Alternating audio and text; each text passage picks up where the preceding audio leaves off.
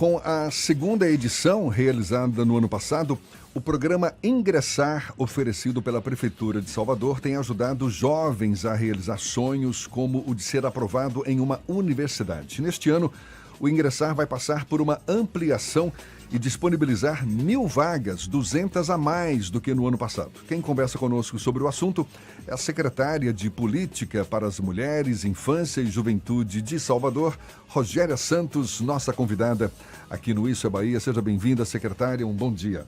Bom dia, é um prazer enorme estar aqui mais uma vez no Isso é Bahia com você, Jefferson, com o Fernando, vocês que são amigos queridos da Bahia e de Salvador.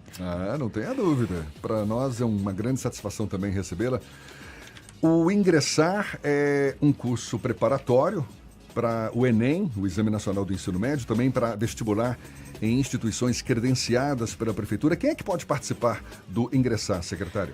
Na verdade, qualquer jovem que esteja concluindo o terceiro ano ou que seja egresso do terceiro ano na faixa etária até os 29 anos, que é a faixa etária compreendida entre a juventude ainda de acordo com a lei. Agora, eu queria só, antes da gente entrar na ampliação do novo programa, no histórico do que a gente viveu em 2019. É interessante que quando a Prefeitura de Salvador lançou o Ingressar ano passado, a gente vivia aquela era em que a mídia, muita gente falava da geração nem. Não sei se vocês acompanharam isso. Fernando acho que acompanhou mais do que eu. Acompanhou, né, Fernando? Se falava muito que havia na nossa juventude uma geração que vinha surgindo, que era essa geração nem, que nem trabalhava, nem estudava e nem queria fazer nenhuma das duas coisas. E a gente veio na contramão, investindo na juventude de Salvador, a princípio com as 800 vagas. E a gente topou o desafio. Confesso para você que para a gente foi um desafio de formiguinha, mas que foi muito gostoso a gente trabalhar, porque a gente foi atrás do nosso público. Foram 800 vagas e uma taxa de evasão quase zero. Quase zero. Isso nos motivou muito, isso nos alegrou, porque a gente foi buscar esses meninos, a gente foi às escolas públicas, a gente fez palestras, a gente mostrou a necessidade desses meninos em relação ao investimento na vida profissional deles, na vida acadêmica deles, deles vislumbrarem essa possibilidade, e eles abraçaram. E assim, nos encantou, porque a gente acompanhou muito de perto a evolução desses meninos, de todos eles. A gente frequentou as salas de aulas, a gente assistiu, a gente se reuniu muito com eles e com a equipe dos cursos, os docentes, para que a gente sempre estivesse pegando feedback desses meninos, e foi uma coisa maravilhosa. Os feedbacks que a gente teve, só para você ter uma ideia, tinham meninos que eles estudavam no turno da manhã, eram egressos, já não estudavam mais, porém, eles levavam marmitinha e participavam das duas turmas daquele curso. Estudavam pela manhã e estudavam como ouvinte à tarde, porque eles tinham sede do conhecimento. É um cursinho pré-vestibular. É um cursinho pré-vestibular nos mesmos moldes de qualquer outro curso. É feito um chamamento, as empresas se credenciam e aí elas se credenciando, os alunos ficam livres para optar pelo curso que ele quiser dentro daquelas empresas que estão credenciadas. Quantas instituições estão credenciadas? Porque são vestibulares para instituições credenciadas com a Prefeitura, não é isso? Isso. Nós tivemos, nesse último, 4 instituições que foram credenciadas. E aí, no próximo, que nós vamos ter, a partir de maio, abril e maio, a gente já começa a movimentar todo o processo de inscrição, não é de isso? inscrição e tanto de alunos quanto de instituições.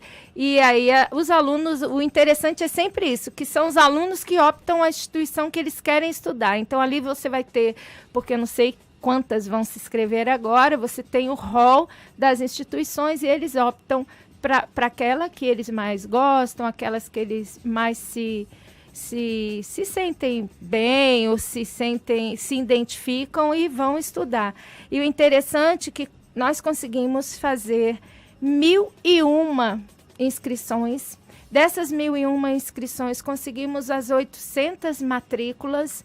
Das 800 matrículas, nós finalizamos o curso com 790 alunos, 97 alunos. Por isso que a evasão foi bem baixa mesmo. Muito baixa. E os 3 alunos que evadiram, 2 foram porque foram para o mercado de trabalho e não tinham como prosseguir no curso.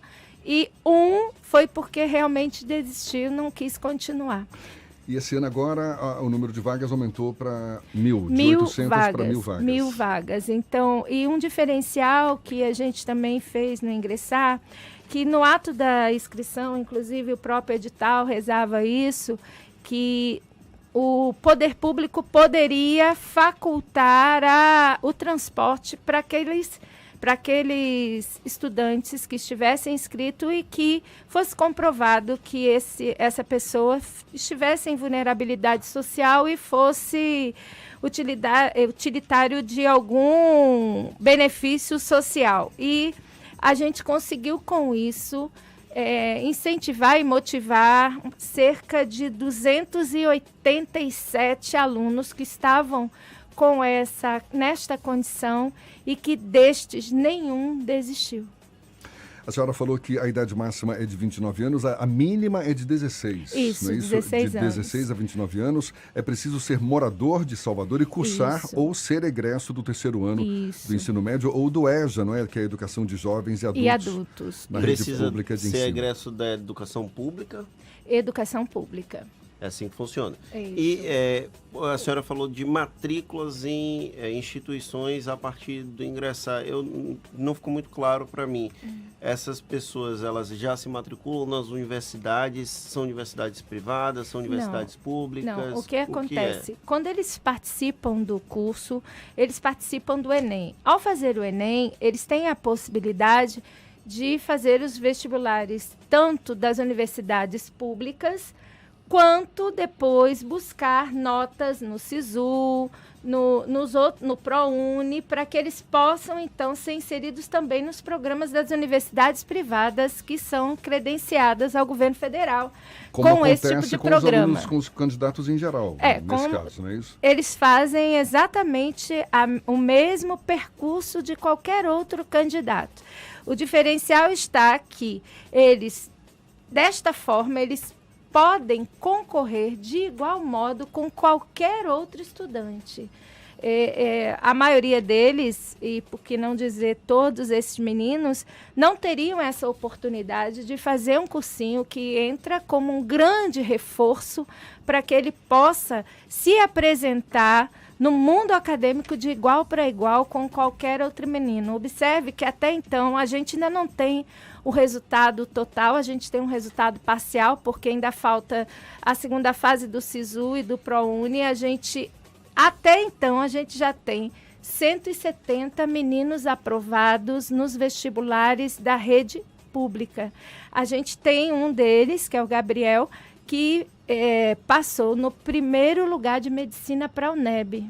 Então, assim, Gabriel é um orgulho. Eu falo para ele, Gabriel, você está me realizando o meu sonho de mãe, né? De ver um filho passar em medicina no 1º lugar para uma universidade estadual da Bahia. Então, assim, é muito bacana isso. Eu tive contato com 5 deles, que logo assim que saiu o resultado da UNEB, da UFBA, eles de pronto ligaram para a gente, todos muito felizes, assim também as próprias famílias, a gente esteve junto, e eles contando da alegria, as famílias contando, e os pais declaram que realmente, se não fosse esse reforço que os meninos receberam, provavelmente eles não conseguiriam. A gente teve notas de redação aí no Enem de 9,8. A gente vê nos cursinhos pré-vestibular esses tradicionais, aulas de manhã, de tarde, à noite, é semelhante? É semelhante. Na verdade, não muda em nada. Tanto é que o próprio cronograma pedagógico do curso não difere de um curso particular, não difere. Nem pode, né? Nem pode, a gente faz uma questão em relação a isso muito grande, por isso que a gente acompanha muito de perto, inclusive em sala de aula a gente acompanha, a gente visualiza isso, a gente tira dias para que a nossa equipe pedagógica vá lá, vistorie como é que funciona a aula, como é que está a aula. Onde que são ministradas as aulas? As aulas são ministradas nos próprios estabelecimentos das instituições credenciadas. Então, no ambiente normal da sala, não tem distinção, os alunos, por vezes, estudam junto mesmo com os outros alunos que estão ali. Então, não tem essa discriminação. Na verdade, o que acontece é que a prefeitura, ela adquire a vaga daquele curso para esse jovem. Né? Ao invés dele pagar, a prefeitura adquire para ele, para que ele tenha possibilidade de competir. Então, para ficar bem claro aqui, são instituições credenciadas que oferecem cursos pré-vestibular, que obviamente disponibilizam vagas com esse apoio da prefeitura para esses alunos.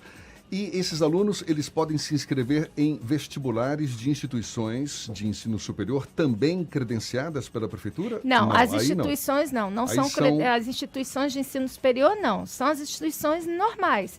Então, quando você hoje, quando você faz o Enem, você se credencia, a sua nota lhe dá a possibilidade de você passar para uma universidade privada que esteja credenciada, você consegue ali a sua margem da sua bolsa, ou você também vai fazer os vestibulares tanto da UFBA quanto da UNEB, que são universidades, não só qualquer outra universidade federal ou estadual, que você possa fazer e ali você pleitear com a sua nota também a sua vaga, como a gente já teve.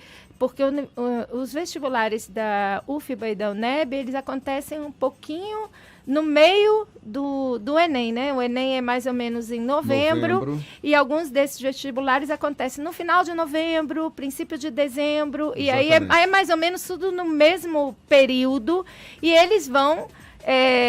se inscrevem em muitos deles, né? Se inscrevem na estadual, na federal, e vão, como a gente, já falei aqui dos meninos que a gente teve o contato de perto após a aprovação na UFBA e na UNEB. Então, para a gente, isso é uma alegria muito grande. Na verdade, o que a gente tem verificado, e é por isso até que houve a ampliação para 2020 de a mais 200 vagas, é que os nossos jovens, eles só precisam de uma oportunidade. E quando eles se veem diante dessa oportunidade, o que eles querem a mais que isso? Motivação. E isso a gente tem dado, porque até nessas visitas que a gente faz, a nossa equipe pedagógica também entra com uma parcela muito grande disso, de incentivá-los, de mostrar para eles o quanto eles podem. E aí eu fico lembrando da minha juventude, eu não sei se você viveu isso, eu vivi muito isso, porque eu sou menina de periferia do Rio de Janeiro, eu nasci na Baixada Fluminense e eu não tive a oportunidade de poder investir no meu estudo quando eu tinha essa idade, porque eu tive que optar, ou eu trabalhava ou eu estudava. Mas toda vez que eu me via diante de uma situação que eu precisava estudar, aquilo me encantava. E me faltava sempre essa questão dessa figura que me motivasse. Então, quando você hoje chega para um jovem, e aí é por isso que a gente veio na contramão da tal da geração nem, que todo mundo diz que o jovem não quer nada. Não. E a gente provou... É um grande equívoco isso. Que os jovens querem muito, mas eles precisam da gente. Muito, muito sério, que é a questão da oportunidade. Sem dúvida, Acho sem que dúvida. Quando a gente tem oportunidade na frente, e obviamente o jovem, tudo bem, pode ter jovens que de fato não queiram ou não estejam tão motivados assim, mas não é a regra. Acho que a grande maioria, de fato, busca por oportunidade e quando tem essa chance, procura abraçar. É digno de aplauso esse programa e que cresça cada vez mais. Aliás, penso, deve ser essa a pretensão. Sem dúvida, a Secretaria também tem no seu bojo a juventude, porque é mulher, infância e juventude, e uma das políticas nossas dentro da diretoria de juventude, que é o ingressar, a tendência de fato é investir. E não só, né? A gente hoje faz todo um acompanhamento desses meninos pós ingressar, a gente busca esses meninos, a gente procura ver se de fato ele está prosseguindo, se ele teve alguma dificuldade no interim da questão de matrícula, ou como a gente faz questão de acompanhar esse jovem, né? A gente agora está nesse período desse acompanhamento desses meninos que já foram aprovados e que a gente já conseguiu contato, porque, por exemplo, as universidades públicas a gente consegue pela lista que é pública. As privadas, a gente tem que contactá-los para saber se no Enem eles conseguiram, alguns já conseguiram, vários conseguiram bolsas de 100%, já nos deram retorno. Mas muitos ainda vão nos dar. Só para você ter uma ideia, até a hora que eu cheguei aqui, o número eu já tinha 170 aprovados desses 800 meninos que fizeram o ingressar. Mas que eu acredito, ano passado nós tivemos uma média de aprovação de 35%. A gente trabalhou para que a gente tivesse esse ano pelo menos uma média de 45% de aprovações. Tudo bem que esses aprovados ainda estão no comecinho do curso. Agora, existe a pretensão da Prefeitura também de ajudá-los a ingressar no mercado de trabalho? Eu vou pedir para essa resposta ser dada já já. A gente está conversando com a secretária de Política para as Mulheres, Infância e Juventude de Salvador, Rogéria Santos. Agora, 7:22 na tarde FM. Agora são 7h41 e a gente retoma a conversa com a secretária municipal de Política para as Mulheres, Infância e Juventude de Salvador, Rogéria Santos. Estamos falando aqui do programa Ingressar, oferecido pela Prefeitura para ajudar jovens a realizar o sonho de ingressar numa universidade. Esse programa, neste ano é a segunda edição, não é isso? Aliás, terceira edição, exatamente. Ou seja, muitos alunos que já participaram do programa e que foram aprovados em universidades estão no início do curso, obviamente, mas existe a pretensão da Prefeitura também de apoiá-los no esforço para ingressar no mercado de trabalho? Na verdade, como eu lhe expliquei, a gente tem feito esse acompanhamento e no que depender de nós e desenvolvimento de políticas para que esses jovens sejam inseridos no mercado de trabalho, claro que a gente vai fazer sim. Por exemplo, nós temos uma parceria hoje com o Ministério Público e com a Defensoria Pública da Bahia com o projeto Sinaleiras e o projeto Cidadão Aprendiz. Esses dois projetos são projetos de formação para o mundo do trabalho, para jovens que objetiva exclusivamente a inserção no mercado de trabalho de jovens em situação de vulnerabilidade social.